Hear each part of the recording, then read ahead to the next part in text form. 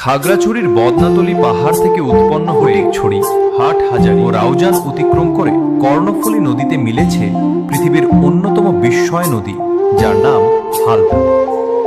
হালদার সবচেয়ে বড় পরিচয়, এটি এশিয়ার একমাত্র প্রাকৃতিক মৎস্য প্রজনন ক্ষেত্র।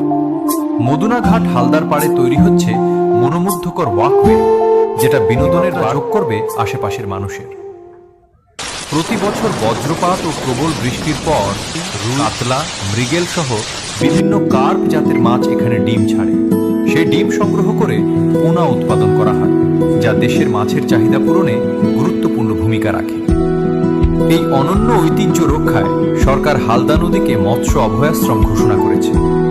এই হালদা কেনিদাকে নিয়ে রচিত হয়েছে নাটক ও সিনেমা।